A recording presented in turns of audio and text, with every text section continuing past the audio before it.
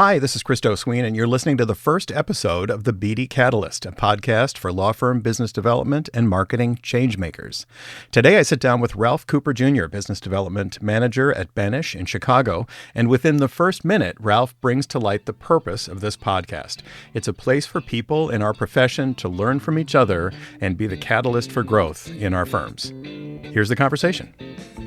It's so good to see you again, Ralph. We met in the Lawyer Book Builder Rainmaker Mastermind program. And I just wanted to start out by saying I really appreciated how easygoing you were and always willing to jump in with thoughtful insight and good questions. So thanks again for all of that.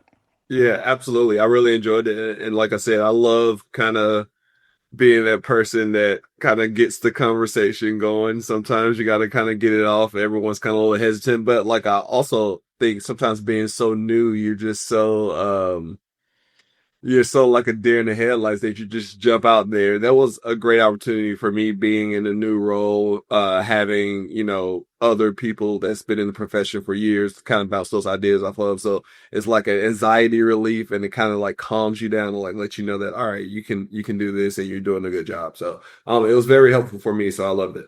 That's great. And that's a good model for lawyers too. Yeah, I think a lot of lawyers, a lot of people in general, but we're talking about business development for lawyers. So let's put lawyers in the hot seat here. Don't want to appear like they don't know. And that can be a huge roadblock that people like you and we can break down those barriers and those roadblocks by leading by example. And I think one of the great ways of doing that is just asking questions and talking about it, making them comfortable with that mindset as well. That there's the only bad question is the one that's not asked. Absolutely. And so, or the one that's asked a little bit too late. Yep. Yeah. I wonder, I was just at an event and it didn't go very well. What should I do better? Well, that's a great question. Yeah, we would have talked about this 4 weeks ago. And there is no, was a little flip of me to say that, but there really is no bad time to ask a question, but right. No, I got you. Better to get preparation though, right? Yeah. Better to get people comfortable with that sort of conversational style. I think that one of the things that we see and that we, lift up in the Lawyer Book Builder program, is that talking about business development at your law firm is a big step. That starts to make things happen. It starts to let people know who you are and what you do, and it starts to create that culture of business development. So it's the right mindset to be in. It's the right learning mindset, and it's the right coaching mindset. Mm-hmm. And you and I have talked about coaching, and we're both now in a position where we're coaching lawyers. But you mentioned to me that you bring some sports coaching background to the mix, and I wanted to dig in a little bit. What are the similarities? How do you use your sports coaching experience in working with lawyers? I think it's a lot of it is something that I've recently tried to kind of, compare the two, because outside of work, I coach basketball, football, I play sports my entire life. So coaching is just something natural that I've always enjoyed doing. So coming into this role, I initially, before I even started, wanted to think about how can I transition the coaching skills that I've learned through sports into business development coaching, because I did a little bit of it at my last firm, but not as much. And I think a lot of it is just getting the player, let's say the player, which is the attorney in this analogy, right? Getting them to understand that it's not going to happen overnight. Right. So whatever our goal isn't going to happen overnight. Just like sports, consistency is key. If you work out, if you show up to practice, if you do what you're supposed to do, if you study your playbook, odds are you're going to have a nice performance on game day. Same thing with attorneys. Associates, partners, rainmakers, no matter what the case may be, just that consistency and just doing a little bit each day, that 1% each day, I think adds up to those big deals, to those $1 million deals. And, I've had a chance to work with a few associates, and I think that kind of came into play. And when it started to click a little bit was just, they have, just like all of us, we all have these grand ideas of what we want to do. Sometimes it's just having that conversation with somebody where you can hone in and understand, like, all right, I don't have to do all of this at once. I can just start doing these little things and start to see success or start to identify opportunities for success. Hmm. And you were talking about doing it, doing just sort of 1% more, each day. Is this such a great way to do it? Have you in your sports coaching, have you had players come in and say like, Coach, I want to be, I want to be the best. I want to be, way better than I am. How many, laps do I need to run in order to get there? Slow and steady, I imagine, is the process in sports as well. But what what do you say to an athlete that comes to you that is looking for shortcuts?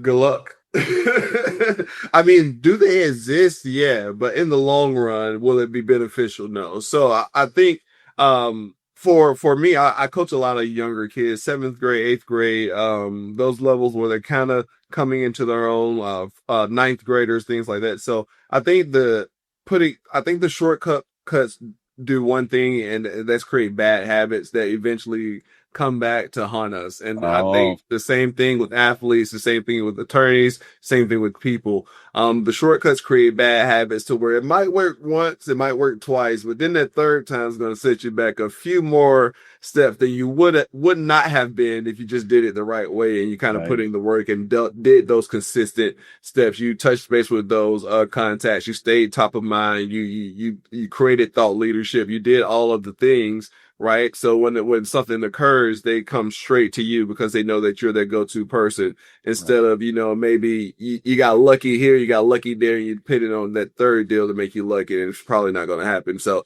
I think that's what shortcuts create, bad habits. So I think just that translation goes with sports as well as, business development. You don't want to create those bad habits, and you don't want to, I think, trick your mind into thinking that, all right, this worked once or twice, so it's probably always going to work, which usually isn't the case. Right, right. And then those things become harder and harder to maintain because Absolutely. they're not paying back. They're not Yeah. giving you the reward that you're looking for. They're not showing you the growth.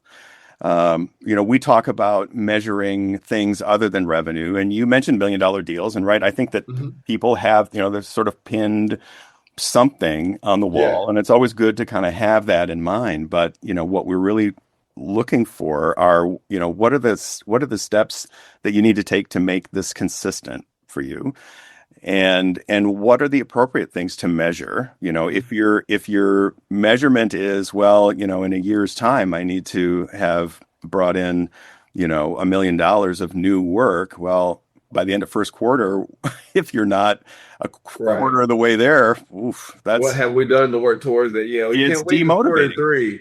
It's demotivating, and it's going to be Yeah. really hard. You're right. That Yeah. third quarter. So, what are some of the things in the work that you've done with the lawyers at Benesch that have helped them reframe measuring, or do you even talk about measuring with them?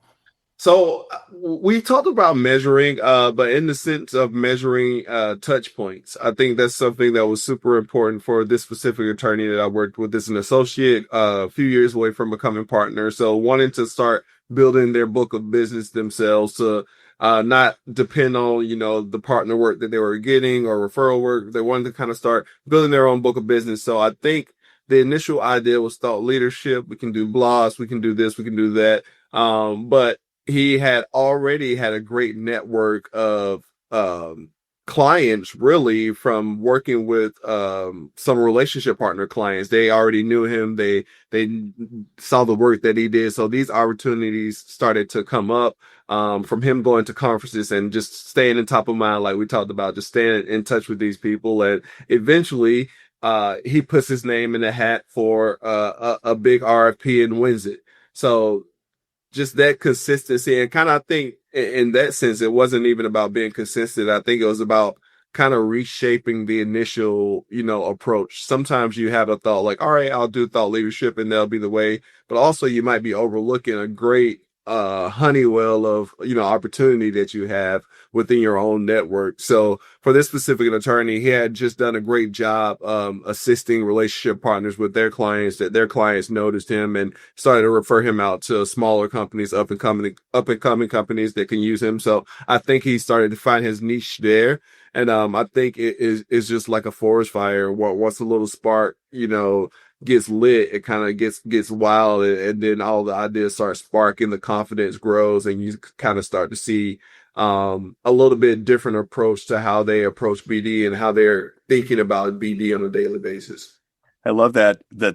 I mean, in that lawyer probably didn't even have the goal in mind of I want to be in more RFPs, or maybe they did. Right. But then, like this, it wasn't like I want to win clients. It was the previous step. Yeah, I want to become invaluable as a team member, so that I fit into more RFPs. Like, that is a great goal. That is a great way to frame up and sort of take a step back from the lofty financial goal into something that's more practical and fits into the stuff that's already working. You mentioned the forest fire. I talk about momentum and a flywheel, this sort of mechanical thing that it's hard to get started, but once it's going, man, it goes, and it gives you back. It gives you back, and it sparks ideas, like you say, and that forest fire is a good analogy. Sometimes they feel like they're a little out of control, but right. If you can be the lawyer that controls the forest fire and can harness that power, a maintained fire, we'll say that, a maintained fire, a controlled burn. Right. It's that's a great analogy. I appreciate your time today, Ralph. Absolutely. It's so fun to catch up with you. We are soon off to New Orleans for the big LMA conference, so I'll be able to see you in person there. I want to leave this with a final thought from you. I know that in the sports coaching world and in the coaching world in general, David Freeman, the founder and creator of Lawyer Book Builder and BD Buddy, and a well-known consultant, loves his quotes. I love mine too, and I wonder if you've got one, either sports related or lawyer coaching or business related, that you could close it out with. Yeah, absolutely. So for me, coming through sports, like I said, my entire life, one of my favorite quotes was always hard work beats talent when talent doesn't work hard. So I think that transitions into sports, that transitions into life, that transitions into business development. So hard work beats talent when talent doesn't work hard. And Tim Noak, I might be saying his name, but a coach, that was one of his quotes. So I love that quote, and I think it rings so true. You can have all the talent in the world, but if you're not going to put in the work, not going to put in that consistency, you won't see the benefits of it. Absolutely. Oh, that's a good one. All right. I'm going to borrow that one, Ralph, if you don't mind. There you go. Ralph Cooper at Benesch. I really appreciate your time today. It's fun to talk to you and catch up. And again, I'm looking forward to seeing you in the Big Easy. You as well, Crystal. Thank you so much. The BD Catalyst, a podcast for law firm business development and marketing changemakers, is brought to you by Lawyer Book Builder and BDBuddy.ai, technology designed to help law firms create an exceptional culture of business development. Our host is Christo Sween, and our editor is Melanie Cristostomo. The BD Catalyst is a production of the David Freeman Consulting Group. Learn more at davidfreemanconsulting.com.